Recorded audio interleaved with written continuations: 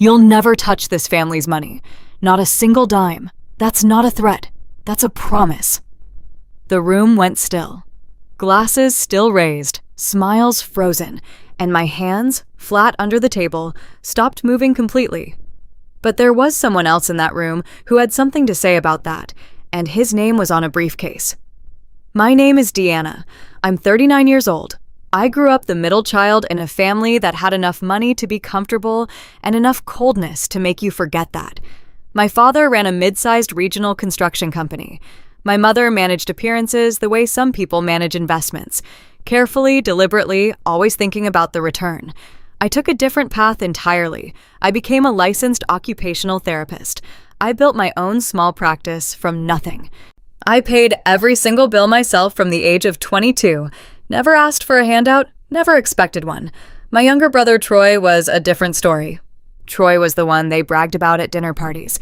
Troy was the one Dad drove to job sites on weekends so he could understand the business. Troy was groomed, praised, and handed every advantage our family had to offer. I was tolerated, occasionally included, rarely celebrated. And still, I showed up. Every holiday, every milestone, every uncomfortable obligation. I smiled and passed the bread and told myself that if I just stayed steady, stayed quiet, caused less friction, eventually I'd be seen. I was wrong about that, but I wasn't the daughter they bragged about. I wasn't on the company letterhead. What I had, none of them knew about. And the graduation dinner was the night it all started to unravel. If you've ever done everything right and still been treated like you don't quite belong at the table, this story is for you.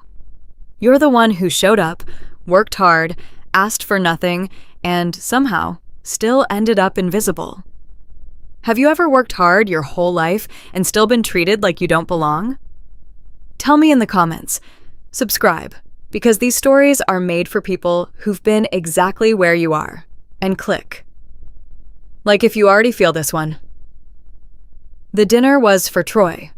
He had just completed his MBA, a degree that was, at least in part, funded by family money I had never once been offered access to. The long table in my parents' dining room was full.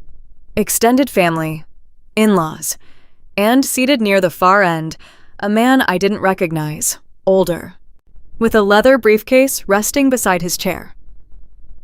His name, I would later learn, was Mr. Calloway. But that night he was just a face I didn't know. My father stood up, tapped his glass, and smiled. He announced, with the ease of a man who had rehearsed this, that the company's succession plan was finalized. Troy would receive equity. Troy would hold a formal title. Troy would receive a trust distribution that had been years in the making. The room applauded. Troy ducked his head like he was humbled by it. My mother dabbed her eye with a cloth napkin. My name was not mentioned, not once. Afterward, I found my father in the hallway near the kitchen. I asked him, quietly, privately, whether anything had been set aside for me. I referenced a conversation from years earlier, back when my grandmother was still alive, in a conversation where she had spoken clearly about the family being taken care of equally. He laughed first, then his expression shifted. "That was your grandmother talking," he said. "I make the decisions here. You chose your therapy office. Troy chose the family. The money follows loyalty." I kept my voice steady. I mentioned my grandmother's name. I mentioned the promise. His voice dropped to something flat and final. "You'll never touch this family's money. Not a single dime. That's not a threat. That's a promise. Now go enjoy the dinner." I walked back to the table and sat down. My hands were calm.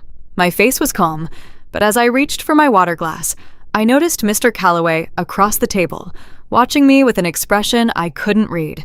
Not pity, not discomfort, something more like recognition. What I didn't know yet was that Mr. Calloway hadn't come to celebrate Troy at all.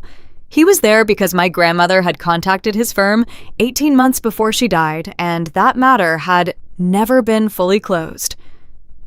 2 weeks after the dinner, a letter arrived at my apartment. It was formal, printed on the construction company's legal letterhead, and it informed me, in clean professional language, that I had no standing in any future estate or business matters related to the family company. My mother called the same afternoon. Her voice was soft, almost apologetic. "Your father just wants clarity," she said.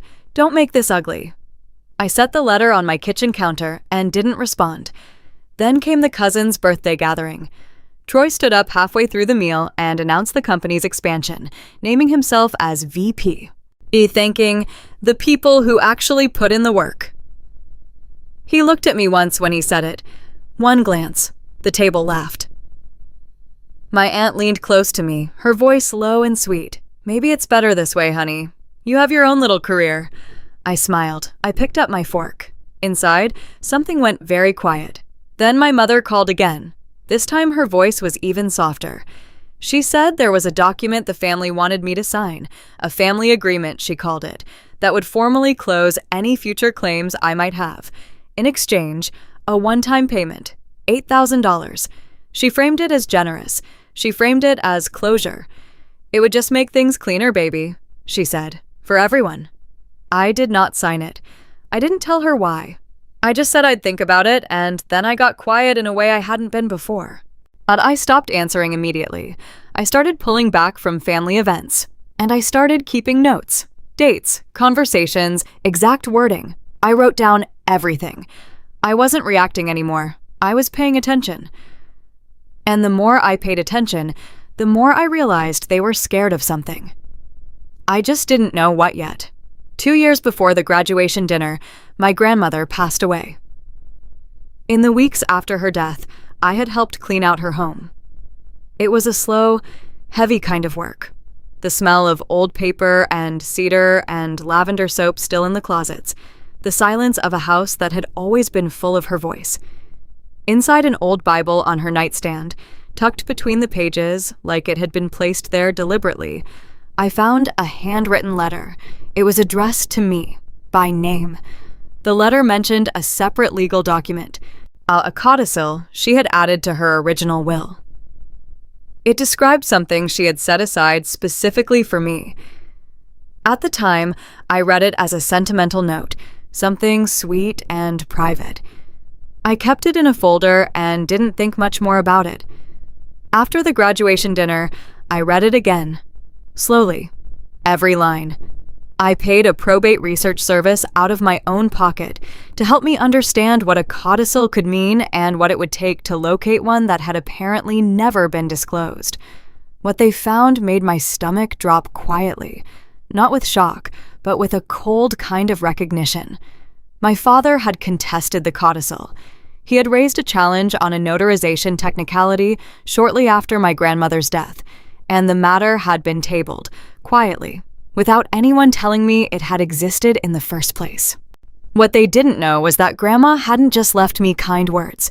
She had left me something with teeth, and my father had spent 2 years hoping I'd never find it. The man with the briefcase from the graduation dinner, it turned out, had been the attorney who originally drafted the codicil. He had been trying to reach the family for over a year. I sat at my kitchen table one evening, the old letter flat in front of me under the lamplight, his business card beside it. I finally called the number. He picked up on the second ring. Mr. Calloway's office smelled like old books and polished wood. He was in his late 60s, careful with every word, the kind of man who thinks before he opens his mouth and means everything he says. When I walked in, he looked genuinely relieved. He gestured to the chair across from his desk and said, simply, "I'm glad you called." He explained everything with careful patience. My grandmother had added a codicil to her will 18 months before her death.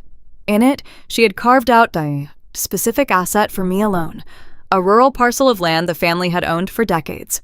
Land that had, in the years since her death, quietly tripled in value as a development corridor pushed into that region.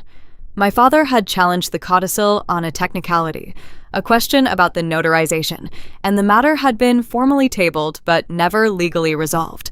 Mr. Calloway had never believed the challenge was proper. He had been waiting, quietly, for me to come forward as the named beneficiary. "Your grandmother knew what your father would do," he told me, hands folded on the desk. "That's why she told me. Said the day she signed it, make sure Deanna finds her way to you." I sat with that for a moment. The clock on his wall was the only sound in the room. Meanwhile, the family kept moving with complete confidence. Troy posted about the company expansion online. My father gave a local business press interview, calling Troy his legacy.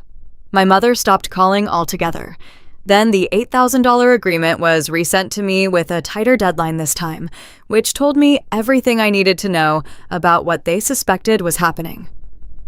Then a text came from my cousin, the quiet one, the one who had always been kind to me in small ways without making a show of it. "I don't know what's happening," she wrote, "but your dad had a very long phone call after you left Thanksgiving. He didn't look happy. Be careful. Mister?" Calloway and I filed to reopen the estate matter, formally, quietly. And then we waited. The probate hearing was scheduled on a Tuesday morning. The room was spare and fluorescent, the kind of space that doesn't allow for performance. My father arrived with his attorney, confident, measured, the walk of a man who believed he had already won this 2 years ago. Troy sat in the back row in a pressed jacket, arms crossed.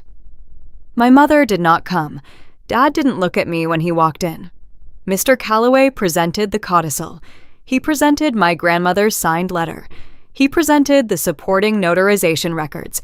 And then he presented a second witness affidavit from the notary herself, still living, confirming without ambiguity that the document had been executed properly and her signature was valid.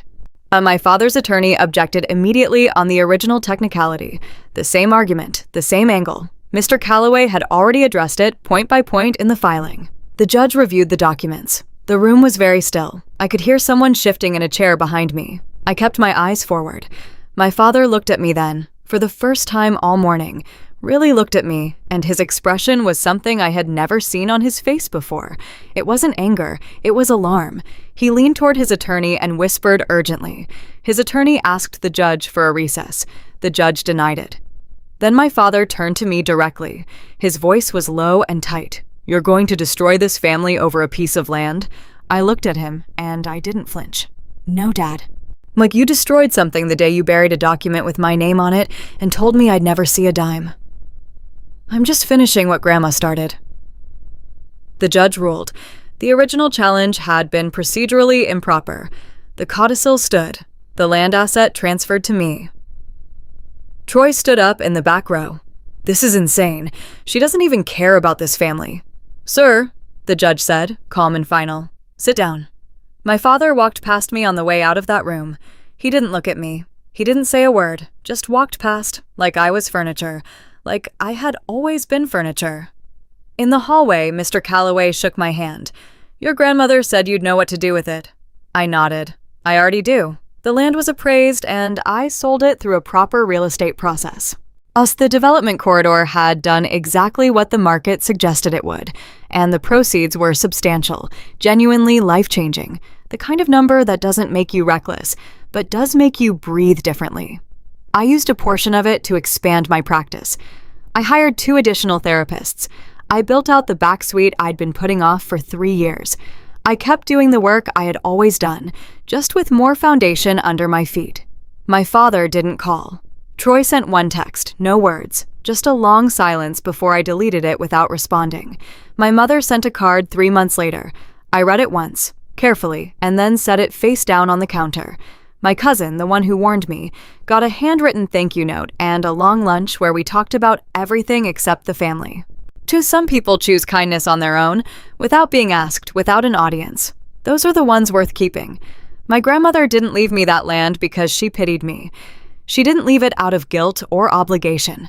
She left it because she saw me, really saw me, with clear and steady eyes, when almost no one else in that family bothered to look. That is the inheritance that mattered most. Everything else was just land. If you've ever been pushed out of something that was meant for you, written out quietly, officially, by people who were supposed to protect you, I want to hear from you. Have you ever had someone rewrite history or suppress something that was rightfully yours? Share your story in the comments. You deserve to be heard. And click like to help this story reach someone else who needs it today. If this story hit close to home, don't leave yet. There are more stories on this channel about people who were underestimated, overlooked, and written off, right up until the moment they weren't. Subscribe so you don't miss the next one. And if you know someone who's been fighting quietly for what they deserve, send them this video. Sometimes the right story finds people at exactly the right time.